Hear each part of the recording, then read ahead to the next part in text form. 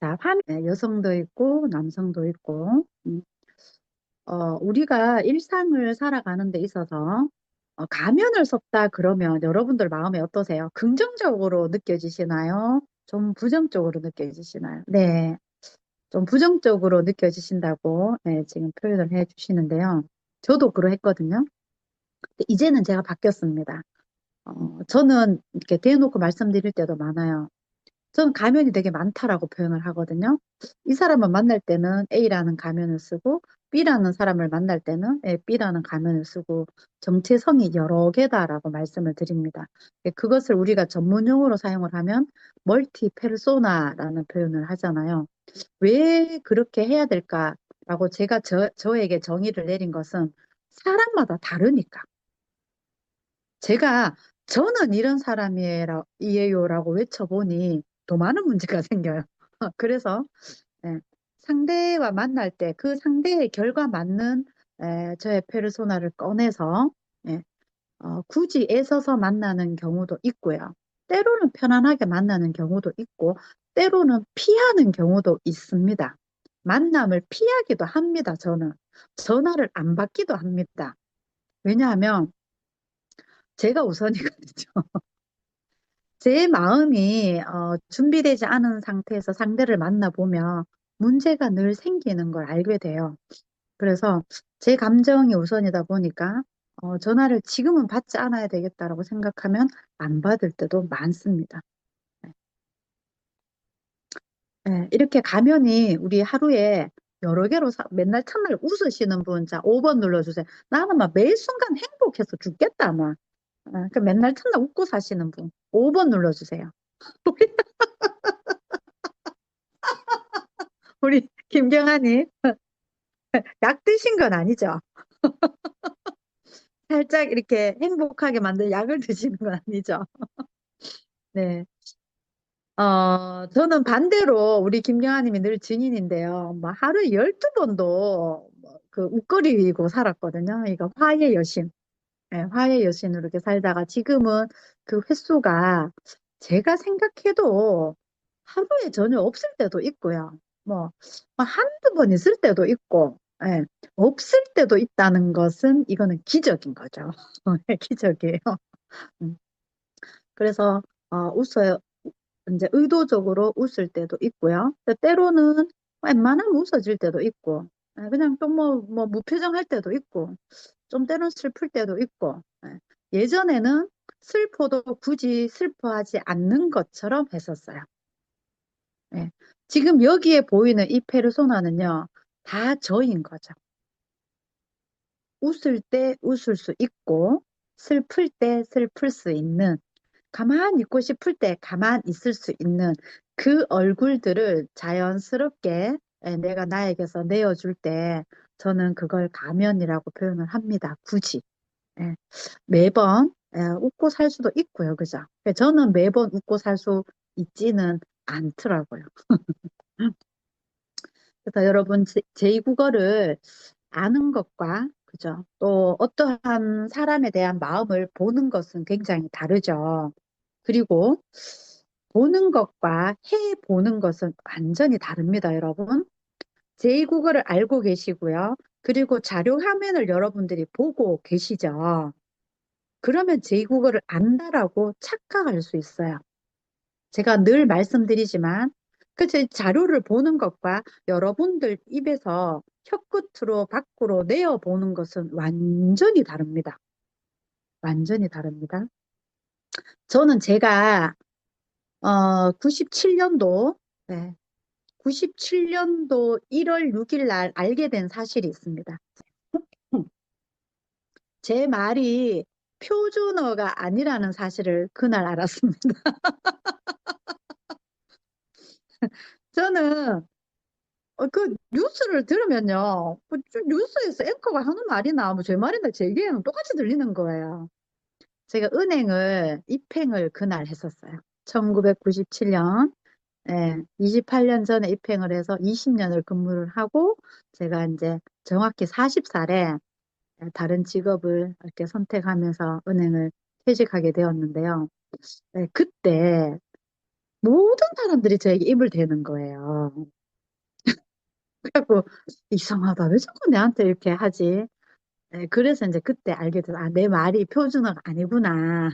그런 것처럼 여러분 아는 것과 해보는 것은 완전히 다르거든요. 그래서 제가 표준어를 한번 도전했다가 참 깊이 보고 그냥 생긴 대로 살기로 했습니다. 자, 지난 시간에 이어서 자, 여러분 총량의 법칙이란 종류가 굉장히 많습니다. 지금은 사랑 총량의 법칙이라는 예쁜 말이 있죠. 그다음 여러분들께서 좀 알고 계시면 좋은 이거 웃으라고 드리는 얘기가 아니고요. 전문 용어입니다. 책에 나오는 전문 용어입니다. 메모하셔도 좋고요. 지랄 총량의 법칙이 있습니다. 네. 제가 어쩌면 사춘기 때 사춘기를 못 해가지고요. 그때 돌봐야 할 집에 어른이 있어가지고 그때 지랄을 못 해가지고 제가 결혼하고 나이 들어서 좀 지랄을 많이 했어요. 그러다 보니까 우리 새로운 그죠 제2의 가족들이 저로 인하여 굉장히 많은 고통을 받고 또 힘겨워하고 그런 부분이 있었거든요. 지금 제가 늘 말씀드리지만 쨈매 인가에 대해 가지고 한결 우리 가족들이 평화롭게 살아가고 있습니다. 그래서 지랄은요 사춘기 때 못 부렸으면 언젠가는 부리게 돼 있습니다. 그래서 그 부분도 여러분들 잘 알고 계시면 뭐 이게 또 중간에 좀 어설프리하게 질환 총량이 발생하면 다행인데 갱년기 때 여성이 갱년기 때 질환 총량이 맞버리면 어떡할까요? 절단날 것 같아요, 그죠? 저는 다행히 갱년기가 오기 전에 그 총량을 다 채운 것 같아서 참 다행이다 생각하고 아 맞아요, 중2를 이겨요, 중2를 이겨요. 자, 그 질환 총량의 법칙도 여러분들이 알고 계시면 너무 좋고요. 자, 그 다음에 정말 삶에 있어서 그 생명과도 연관된 생명과도 연관된 그 법칙이 사랑 총량의 법칙입니다. 이 내용을 한번 읽어보도록 할게요. 자, 사랑의 욕구는 아기 때부터 시작해서 늙어서 숨이 먹기 직전까지 인간이 한결같이 갈망하는 것이다. 예외가 없다는 거죠. 예, 예외가 없다. 사랑의 욕구가 일생 동안 쉬지 않고 안정적으로 공급되어야 피폐해지지 않고 살 수 있다. 나이, 지식, 경륜, 성찰이 아무리 깊은 사람도 사랑을 받지 못하면 마음이 뒤틀린다. 사랑을 갈구하는 대상은 나이와 상황에 따라 끊임없이 이동하지만 욕구 자체는 변치 않는다. 결핍이 더 쉽게 일어날 수 있는 것과 상황 때문에 욕구는 더 절박하고 강렬해진다. 이제 빨간 줄 쳐놨죠.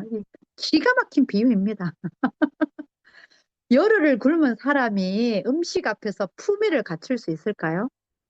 그래서 일상적으로 잘 먹어야 음식 앞에서 품위를 유지할 수 있다는 내용인데요. 저 이 부분 너무 동의가 되고, 제가 아들을 사랑하는 방법을 몰라가지고 참 힘들었었거든요. 그래서 죄책감도 많이 가지고 심각한 상황에 놓이게 되었을 때, 어머니께서 저에게 상담을 받아보면 좋겠다는 제안을 하셨고요. 저도 제가 생각해도 문제점이 있다고 생각했기 때문에 흔쾌히 수락을 하고 전문가로부터 그 상담을 받았습니다. 옛날로 하면 막 정신과에 간다 그러면 막 큰일 날 일이잖아요. 막 쉬쉬거리고 막 이렇게 하잖아요. 또 감사하게도 제가 은행에 있을 때 복지로 그 무기명으로 할 수 있었어요. 실명이 아니고 익명으로 할 수 있었어요. 그래서 누가 상담을 받았는지 모르는 거예요. 본사에다가 이제 제출이 되지 않는 상황이었거든요. 그래서 저도 신청을 했고 상담을 받고 차근차근 개선이 되어 나갔었어요. 그 부분에 있어서 그때 교수님께서 처음 저에게 딱 해준 말이 괜찮습니다 했어요. 그 말이 지금도 얼마나 위로가 되고 힘이 됐는지 모릅니다. 그리고 그 근거를 얘기해 줬어요. 그냥 단순한 아이 뭐 걔한테 사람 뭐 다 그렇지 뭐 이게 아니고 첫째, 엄마가 바뀌지 않는다고 하더라도 당신 아이에게는 문제가 없을 겁니다 했어요. 그 어떻게 그럴 수 있냐 하니까 당신 빼고 당신 가족 다 정상이다. 엄마 빼고, 엄마 빼고 할아버지, 할머니, 아빠가 충분히 사랑을 주기 때문에 괜찮다 하는 거예요. 아, 그 말이 정말 안심이 됐고요. 그 다음에 둘째, 자, 엄마는 사랑이 없는 사람이 아니고 사람은 다 모성애가 있다. 당신이 자란 환경에서 그거를 경험하지 못했기 때문이다. 그래서 보지 못했기 때문에 행할 수 없는 거다. 지금부터 내가 가르쳐 줄 테니 그것을 하나하나 실행하시오라고 했어요. 그래서 이 얘기를 들은 분도 계실 것이고 처음 듣는 분도 계실 텐데요. 제가 첫 번째 실행했던 게 뭐냐면 제 은행에서 퇴근해서 오면 이렇게 막, 여러분, 은행에 되게 깨끗하고, 좀 세련된 직업 같고, 화이트 칼라로서 뭔가 좀 상위 레벨에 있는 것 같고, 뭐, 좀 그렇죠. 실제로 그 있죠. 데스크 너머로 우리가 있는 이곳은 매우 더러워요. 돈 먼지가 주는 그 먼지는 엄청나고, 서류가 주는 그 먼지 진짜 엄청나거든요. 또 나중에 손이요 새까매요. 손이 새까맸고 그 또 돈도 얼마나 밖에서 막 험하게 돌다가 들어오는 돈들입니까? 어찌되었건 그러니까 이제 제가 집에 오면 깨끗하게 씻고 막 이렇게 해서 이제 그제야 우리 아이를 보고 이랬거든요. 그러니까 그래도 돈 벌지 좋아. 그렇죠, 맞아요. 어, 그 교수님께서 자 어머니 하면서 괜찮다. 당신 먼저 아이한테 다여도 아이 안 죽는다. 괜찮으니까 현관에 들어서면 즉시 아이를 안아라 하는 거죠. 그리고 아이를 안고 20초를 이렇게 아이를 품에 안고 있으래요. 그래서 저는 또 전문가가 얘기하면 잘 듣거든요. 네, 알겠습니다 하고 아이에게 말했어요. 승구야, 엄마가 내일 퇴근해서 오면 너를 안을 거야. 그런 줄 알고 있거라. 이렇게 알아듣기나 말기나 저는 말했어요. 실제로 그 다음날 퇴근해 오면 현관에서 바로 승구를 불러서 가슴에 안고 참 이 엄마가 정말 문제가 많죠. 그 20초 동안 해락한다고 진짜 20초를 했어요. 소리로 1, 2, 3, 4, 딱 20 하면 뚝 띄어요, 애를.